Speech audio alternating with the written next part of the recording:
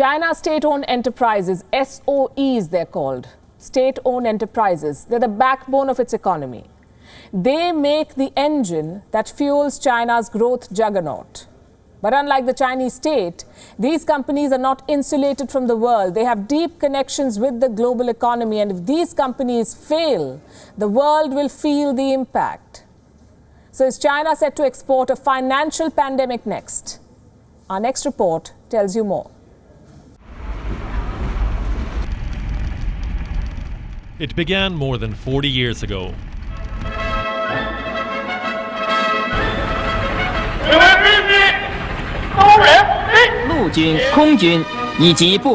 Deng Xiaoping decided to put China on a new course.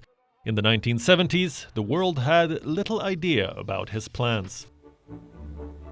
But Deng's decisions transformed China into a global manufacturing powerhouse. Many had hoped that the reform and opening up would move China towards a free market economy. But that hasn't happened. The Communist Party maintains its grip on the economy. It owns a large chunk of China's biggest companies. China is home to 109 corporations listed on the Fortune Global 500. Only 15% of these companies are privately owned. According to World Bank estimates, China's state-owned enterprises have a share of a little more than 23% in China's GDP.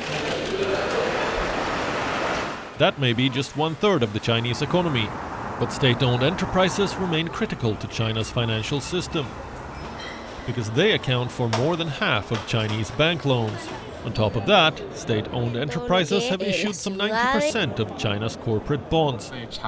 These companies had the CCP's blessings. Banks did not hesitate in extending loans to them. Investors did not fear buying their bonds because these companies were backed by the government. But now, defaults look inevitable. By 2018, China's state-owned firms owed more than $16 trillion, forcing China to draw up plans to reduce debt in 30 companies. But this year, the Wuhan virus forced companies to borrow more. Not every company has been able to keep up with the EMIs, and not every company will get a government bailout. Recently, Beijing has been more than willing to let state-owned enterprises default. Case in point, WION Automotive Group, a state-owned automaker with ties to BMW. It failed to repay a bond worth close to $150 million. The crisis could get bigger. According to the Financial Times, WION owes more than $5 billion to almost 70 Chinese and foreign banks. The lenders include 2 large government banks, the China Development Bank and the Export-Import Bank of China. Singapore's DBS Bank is also among the list of lenders. WION is just one case study. Chinese state-owned companies have suffered a string of defaults, and the Communist Party looks willing to let some of them fail.